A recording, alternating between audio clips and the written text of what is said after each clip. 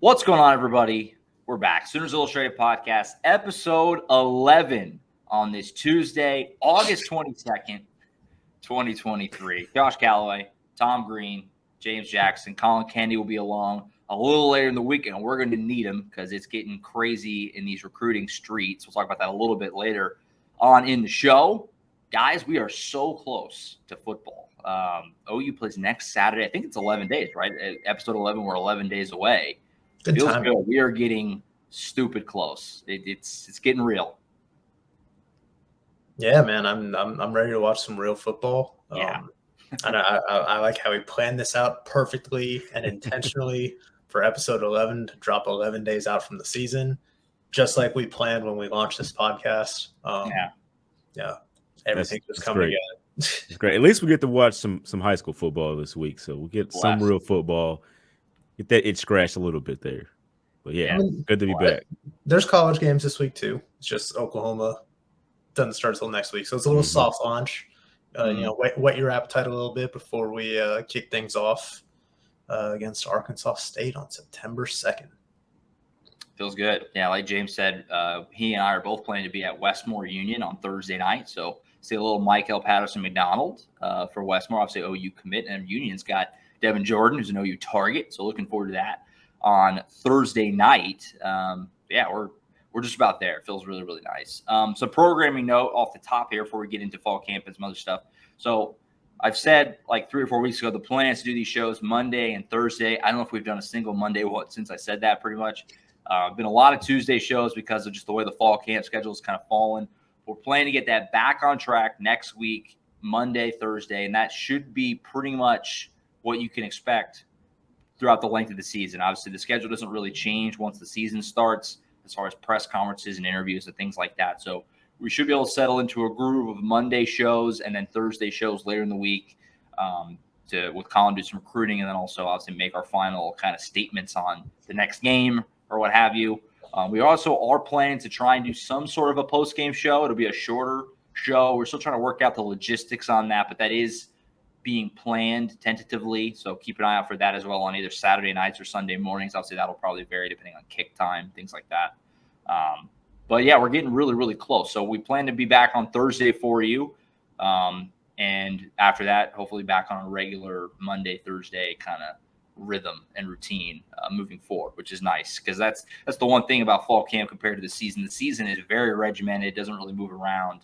You can kind of really get into a groove. Fall camp's a little all over the place. So we appreciate everybody kind of hanging out with us whenever we do the shows. We did a Friday show last week, but we should get into a normal Monday, Thursday, so you can kind of get your routine down if you're going to be a listener tuning in regularly for us moving forward. So looking forward to that on Thursday. Next week is the first game week, like I said. So fall camp is winding down. This is the last week of fall camp. You get 4 weeks, and then obviously your game week. So we're on the home stretch here. We talked to some players last night, 4 guys, Jaden Gibson, kicker Zach Schmidt, McKay Matoyer, and Billy Bowman. All those interviews are available to be watched on the YouTube channel. Here's some of what those guys had to say.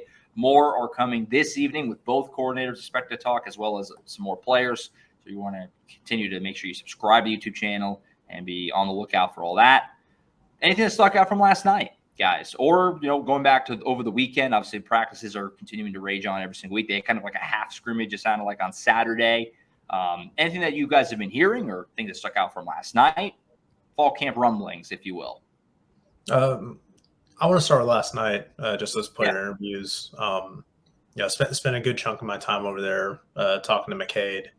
And, it was just interesting hearing him talk about his comfort level, but playing back at right guard where, he played all but 4 of his snaps at Cal before transferring to Oklahoma. Obviously played left guard last season, shifted back to right guard for the bowl game, and now he's pretty solidified there as the top guy. But he said he's comfortable playing both positions, obviously.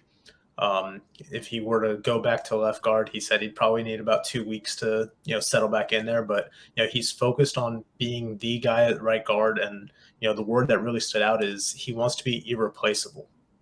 He wants to be a guy that does not come out of the game. He wants them to have to move the pieces around him and him kind of be one of those foundational pieces for that new look offensive line this year.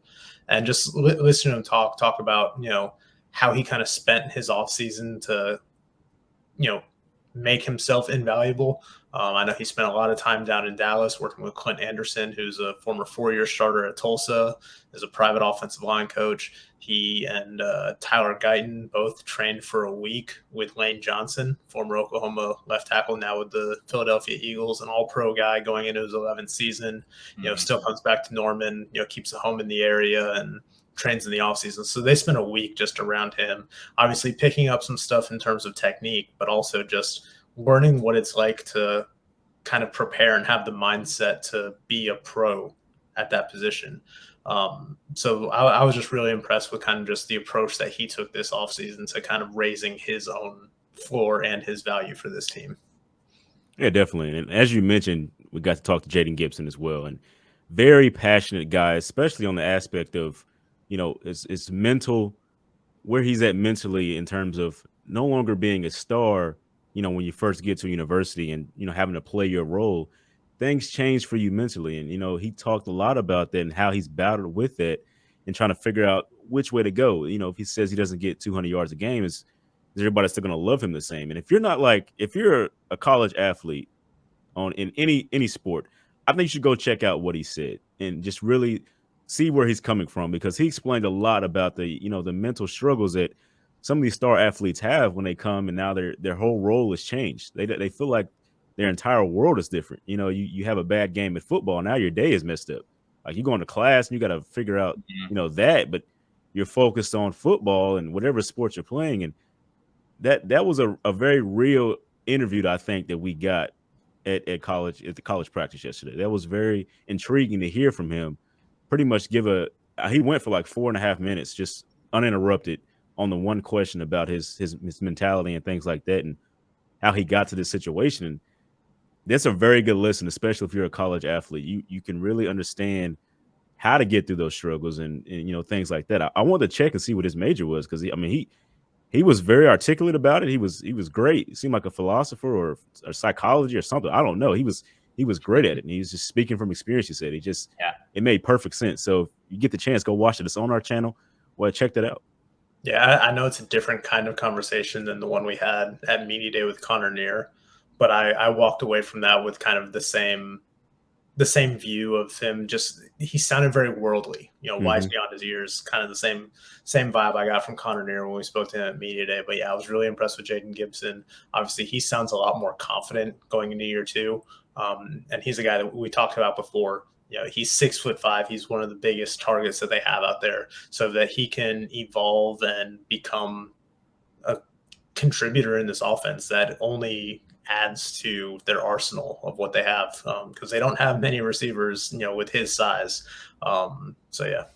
And it sounds like he's going to be used a lot in that red zone area, like, back of the end zone corner throws, because Drake Stoops talked about it a lot. That's one of the things he wants to take away from him, because that guy can just jump up and get the ball, and it's great at that. That's one of his strengths. And, but yeah, go listen to that interview. It's really good from him.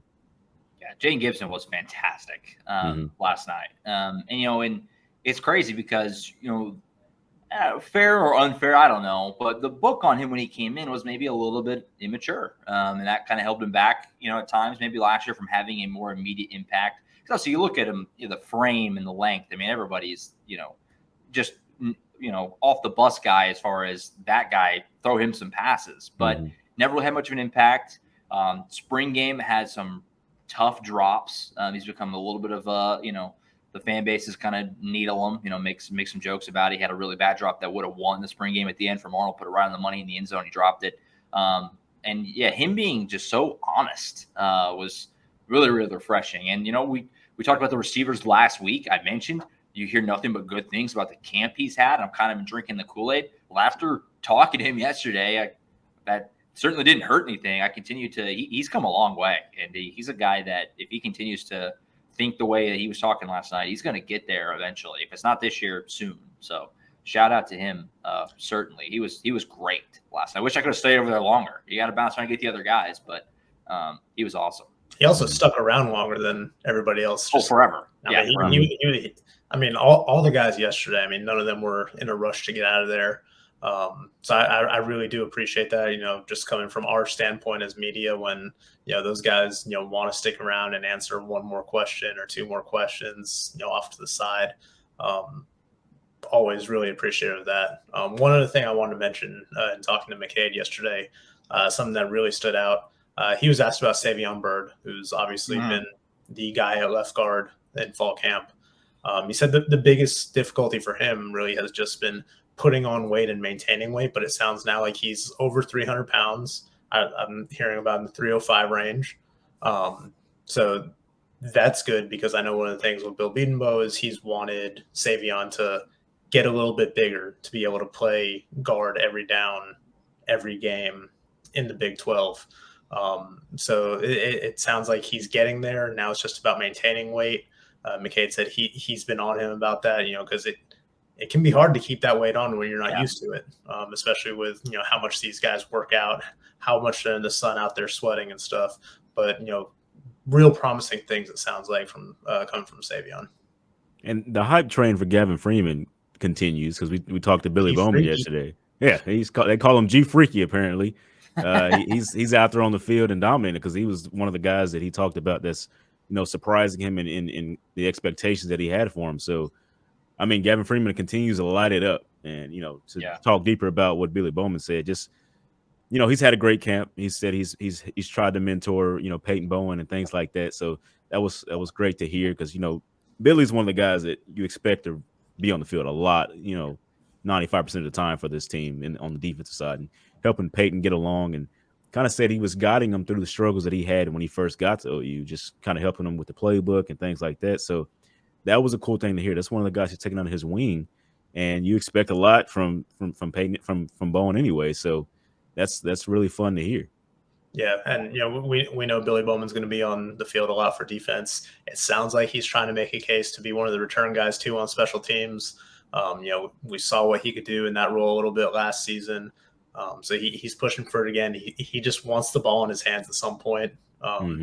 Yeah, he might have to do it by force on the defensive side if he's not one of their top return guys this year. But it sounds like it's a role that he's really pushing for and wants to kind of solidify. And then kind of on that note, speaking of special teams, we had a nice conversation with Zach Schmidt too, who was pretty open about the struggles that he went through last season in his first year as a kicker. He talked about, as the starting kicker rather, he talked about, just learning to deal with the highs and the lows that kind of come with being a college kicker. Obviously the highs for him was that Iowa State game last year, had that trick play touchdown, made a couple of field goals in the first half. I think he outscored Iowa State in the first half by himself. And then things just kind of unravel over that final month of the season for him. I think he only made 4 of his 9 kicks during that final month, including the bowl game. That West Virginia game was, one that really stuck with him when he, missed a 54-yarder short and then had a 46-yarder off the upright in a 3-point loss. So he talked really openly about just learning to, balance out those highs and those lows and realizing that every kick is independent of each other. They're not, what he did on his last kick doesn't impact what he's going to do on his next kick. And it sounds like he has really found a good, headspace to deal with that position and kind of the, just the rigors that come with it mentally as he's coming into his second role. Yeah, no, I mean, I don't want to read too much into the fact that he was made available, but obviously that's a spot that people have speculated. Is it up for grabs? Is he just definitely the kicker coming back from last year after he had those struggles? And I'm not going to say that it hurts. It hurts him that he's being presented available to media. That's not something that happens that often for specialists like that. So probably a decent indicator of who the leader in the clubhouse is as far as the kicker spot goes, at least going into the start of the year. Zach Schmidt. And, I asked him also too, you mentioned Iowa State scored, he had a touchdown in that game. They had a couple of trick plays and I asked, trick plays, bust that back out. And he basically was like, it's gonna be hard to get away with it this time. I think teams will be more ready for it. So we're going to have to get get more creative. But he also didn't want to give anything away. I was saying, even if it was, he wouldn't tell you. No, yeah, it's those are the best. Those like obviously won't give him the Texas game, so it gets kind of forgotten because that was what it was. But it worked. They got a first down, and then the Iowa State one was just chef's kiss, and he walked into the end zone. It was flawless. So yeah, I'd like to see more of the same. Why not? So, but yeah, good stuff from last night. Yeah, you're right, Tom, on McCade too. I wanted to tie up that one real quick. His level of play, has been criticized, and fairly so. What he put out there last year. But what you can't argue with is his maturity and his leadership. He's great as far as just with us, with the media, but also just you can tell like taking younger guys under his wing and like helping guys. He's a fantastic locker room guy. So you can't knock him for that.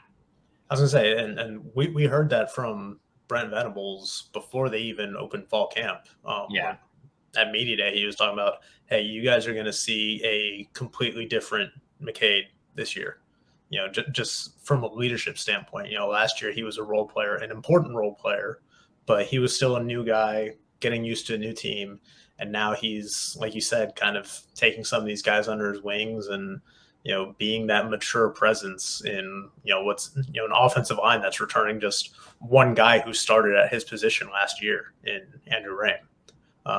So really interesting to see, how things continue to shape out with that offensive line. But they all seem pretty confident that they can be as good or better than that unit was last season. Yeah, look forward to it. So there you go. That's the latest from fall camp last night. Like I said, a lot more coming Tuesday evening because we're supposed to have gotten Jeff Levy last night, but the way things kind of shook out, he wasn't able to make it. So the expectations we're going to get him and Ted Roof and more players. So a lot coming your way. Keep an eye out for that this evening on, of course, the YouTube channel and on the website, oklahoma.247sports.com. All right. We're winding down on the position breakdowns. Only a couple left. Obviously, with week 1 next week, we'll be shifting into full actual game previews and things like that. So we only have a couple of these position breakdowns left to go. Last offensive one is the tight end room. This is a spot that is not – it's kind of in shambles.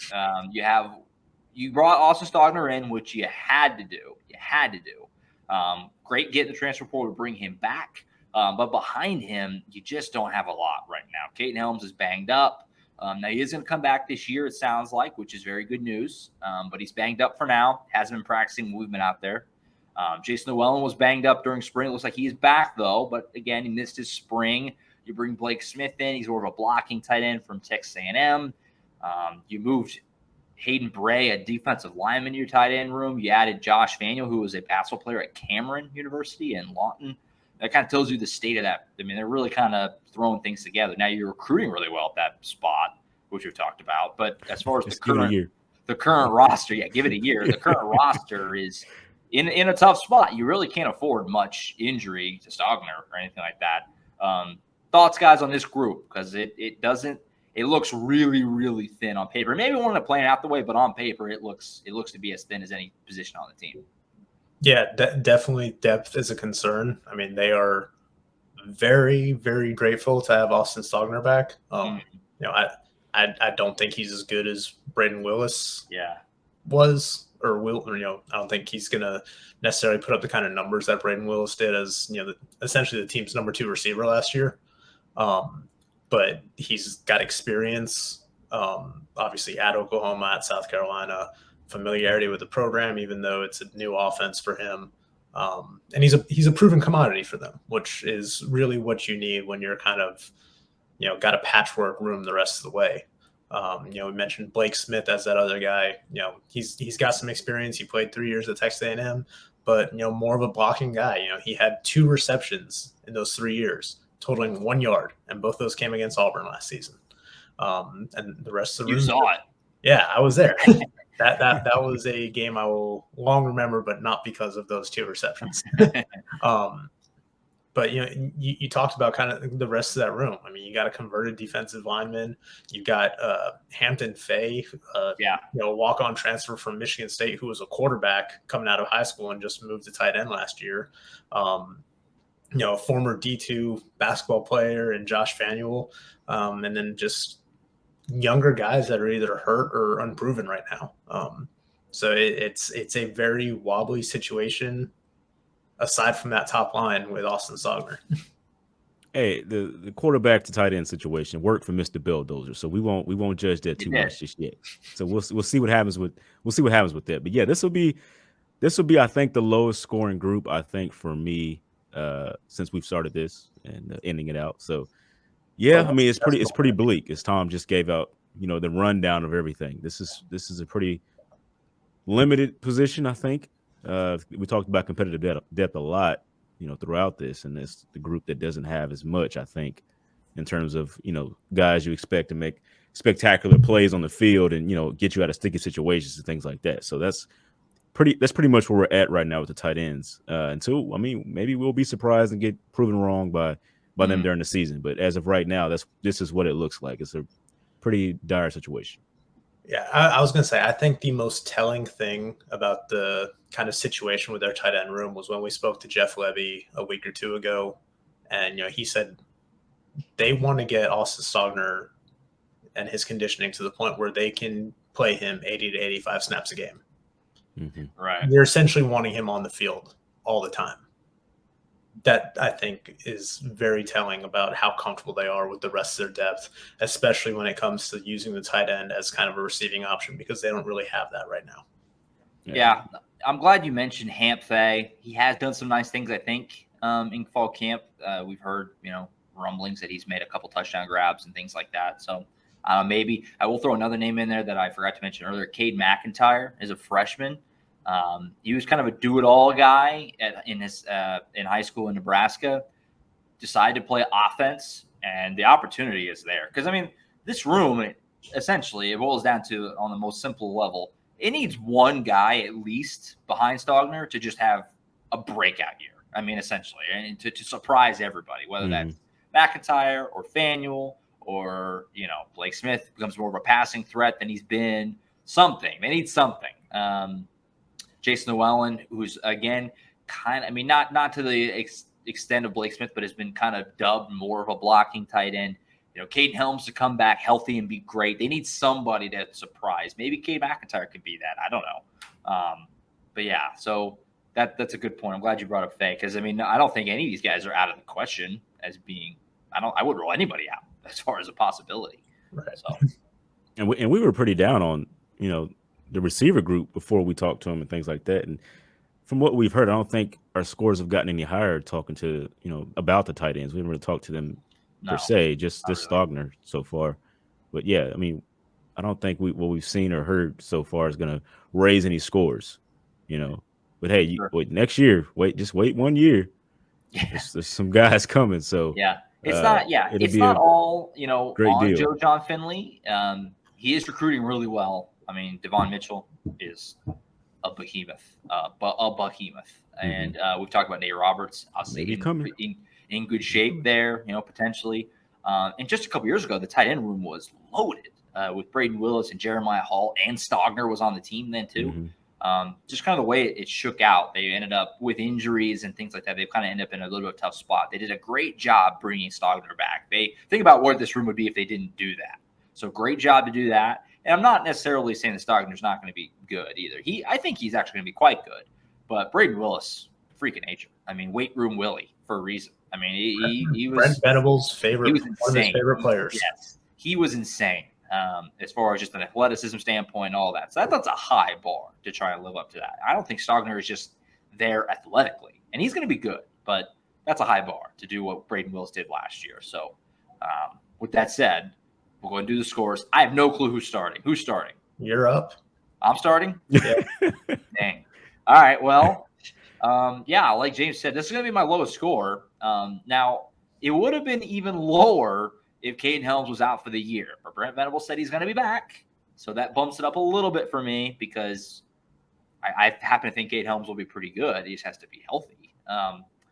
But still low. 4.5 for me.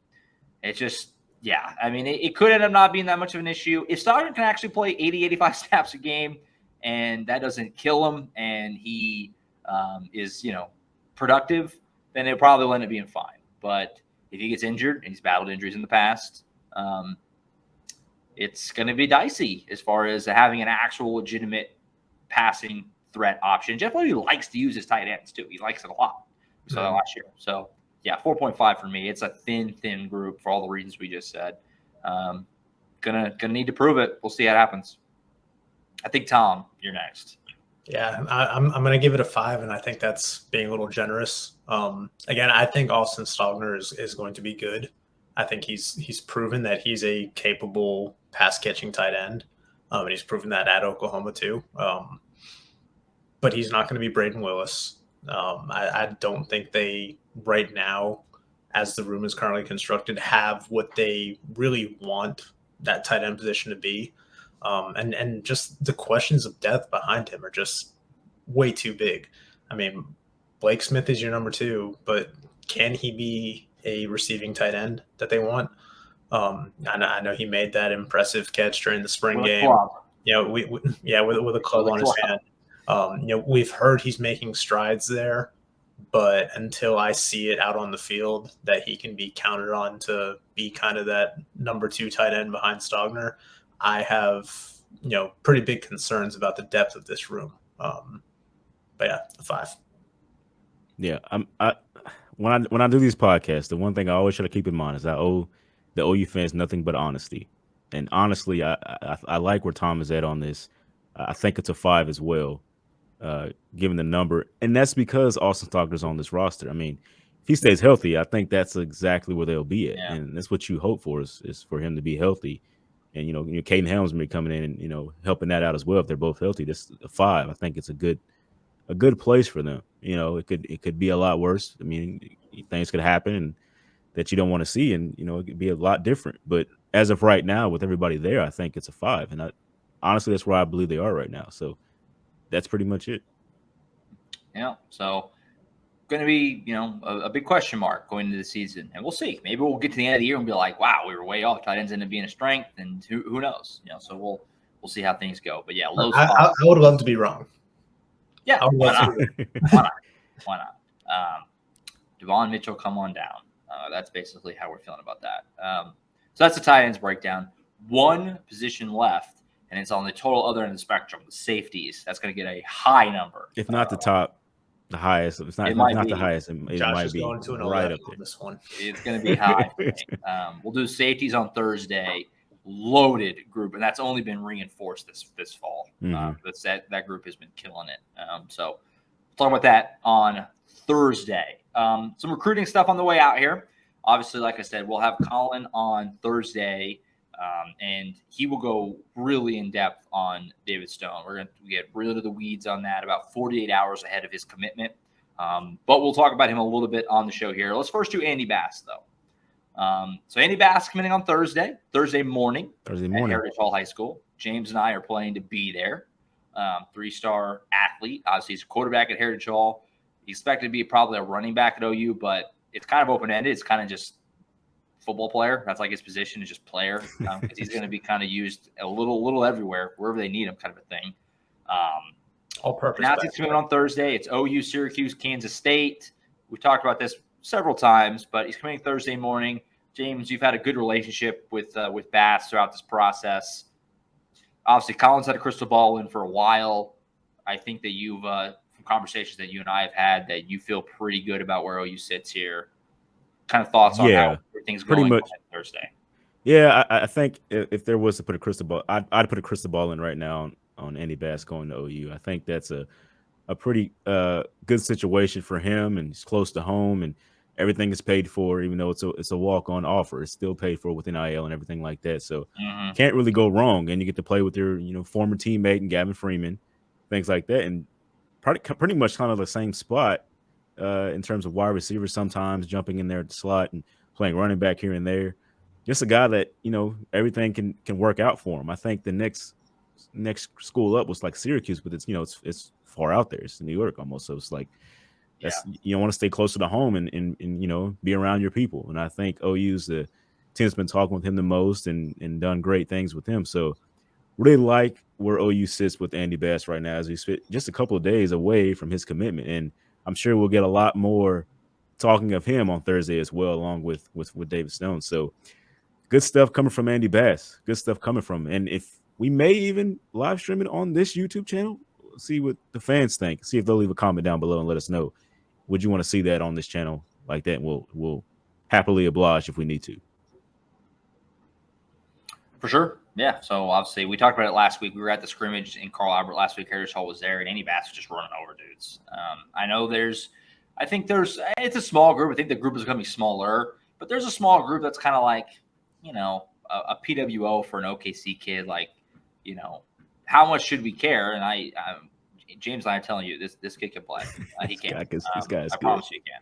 So here's the thing too. Him and Gavin raced in high school back when they were there together, and obviously Gavin won that one. But now, when you look at their times, these are track times. Andy Bass is now faster than Gavin Freeman was at this time when Gavin Freeman was in high school. So that shows you the type of speed that this guy has. That's another thing too. Andy Bass is huge. He is ripped, and Gavin Freeman is ripped now, but he wasn't like that. I was at Gavin Freeman's signing. He was way smaller than he is now. So, yeah, get Andy Bass into the Schmitty. I can only imagine. He's going to be a monster. So I could definitely see him being like a strength and conditioning coach after this. After his whole career is all said and done. Like, it sounds like it's right up his alley, man. I can see it. So, yeah, he's coming Thursday morning. It's 9:45 is the time of that ceremony. And like I said, James and I are both planning to go over there. So keep an eye out for, obviously, the news when he makes his decision on the website, but also then the YouTube channel where you should have his commitment ceremony and, interview with him afterwards, things like that. And then we're going to record the next pod on Thursday afternoon. So then we'll get to talk about it. Fresh just happened. So that's coming up on Thursday. Elsewhere, coming up on Saturday, David Stone. This has been building for literally years. It's been, you talk about a saga. David Stone's recruitment going all back when he's at Del City. So he goes to IMG Academy in Florida. If you're a VIP subscriber, you've been up to date, and Colin Kennedy, our own, has been all over this. He's been on top of this especially the last week or so, as good as anyone, probably better than anyone. He's been all over. He was in Nashville to talk to David after IMG's season opener against Lipscomb. And he has been every ins and out of this decision. It sounds like it's OU or Miami going into Saturday. Obviously, the pressure here is high for a lot of reasons for OU. Even more so after what Williams Noweri decided to do. This is a guy who's in Oklahoma. OU's been considered like the leader, or at least among the leaders, for literally multiple years. And now he's making his decision on Saturday. Guys, I don't expect you to get as into the weeds, obviously, as Colin. We're going to get into a lot of that and the ins and outs and how he's feeling on Thursday. But just, I guess, put in perspective how big this is going to be on Saturday, one way or another. This is either going to be a big moment for OU recruiting or a painful one. It's going to be opposite ends of the spectrum one way or another on Saturday. Yeah, I mean, it's definitely huge. You're talking about a guy who is from just down the road from campus. Obviously, he goes to IMG now, which is just a football factory, just churning out 4 stars, 5 stars left and right. Number 6 overall recruit in the 2024 class in our composite. Talking to Oklahoma's assistant coaches at media day before fall camp, several of them who have either played in or coached in the SEC at some level talked about, just the process of kind of getting Oklahoma in a position to where it's ready for the SEC next season and what that transition is going to be like. And part of that is recruiting at an SEC level along the line of scrimmage. And David Stone is one of those guys that can be a foundational piece to help you get to where you need to be on that defensive line. So they get him. That is absolutely huge for the future of this defensive line. Obviously, they got other targets there that are, pretty big names, high priority guys too.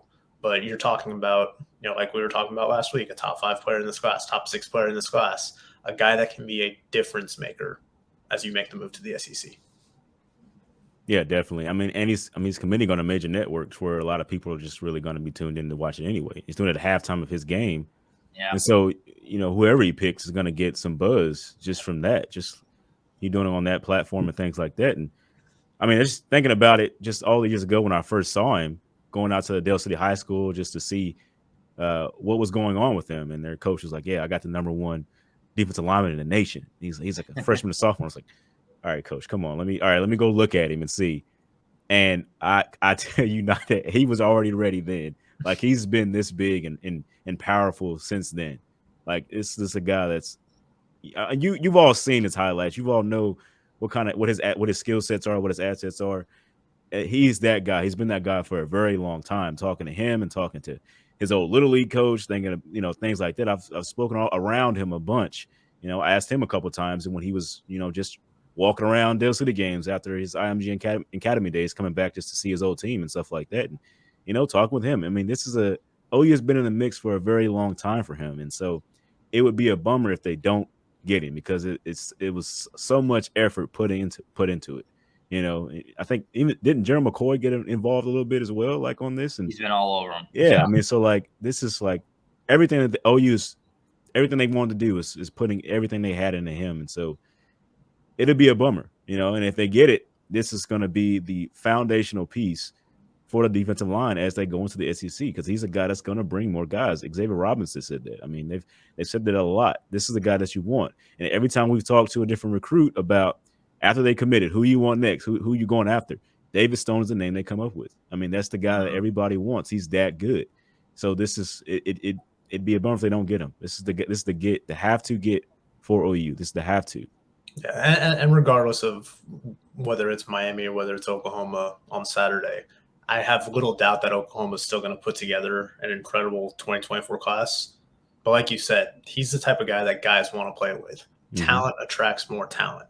5 stars want to play with 5 stars. You land a guy like him, it's obviously going to help you so much more in shoring up the rest of that class. You got Jackson Arden on the other side, and then if you get him, you got him on the defensive line. You got Peyton Bowen in the safety room. I mean, like that's the foundation. Yeah, that's the foundational pieces you need. Stars, that people are going to want to come play at Oklahoma. Now you're in the SEC, you're the conference everybody wants to be in. You're going to be going against the top schools, top teams. It's exactly what you need. So I mean, hey, he's the one you got to get, I think. Yeah, and like we talked about last week, you want to maybe try to hopefully flip Williams and Wary back. Dave Stone could really help with that too. Exactly. So yeah, it's going to be huge. We're nothing if not honest. Obviously, everybody knows we're going to say it like it is on this show. I think people have realized that on our VIP boards, and we don't sunshine pump by any means. If I felt good about it, I would tell you. I don't feel bad about it either. It's like it really feels like 50-50. I have no idea. It really does. It's how it's going. I mean, going off what Colin has reported, and again, he's been all over it. So if you're not a VIP subscriber, you're missing out on a lot of the context to this decision. But yeah, we'll see. Saturday, we'll see how things shake out before Saturday. But as of right, if he was committing today, I'd be tuned in, just staring at the TV, waiting for a hat to come out because I don't know. It's gonna be interesting. It's gonna be, like I said, emotions are gonna range really high one way or another on Saturday. And again, you're gonna want to tune in on Thursday's show because we're gonna get Colin in again. He's been all over it, so I'm gonna get all his feel.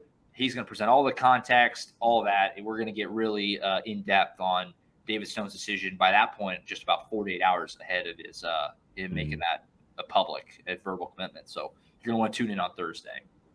All right, I think that's it for us. Good show. Like I said, back on a regular schedule of Monday, Thursday, hopefully moving forward, starting with Thursday's show. We are scary close to the season. It's fantastic. Again, keep out a look later for more fall camp interviews with the coordinators and more players. These guys have been all over pumping out stories and content constantly, and Colin's been crushing it on the recruiting side. So become a VIP subscriber pronto for all the latest from Norman and on the recruiting trail as well. Anything left for you guys to get off your chest before we sign off till Thursday? I think I'm good. I got a passionate speech. I want to give you the opportunity. I'm good. I just want to say I'm really proud of James for not putting a decimal in his score today. Josh, I appreciate you. Got to work on it. I almost said 5.0 just to put it in there.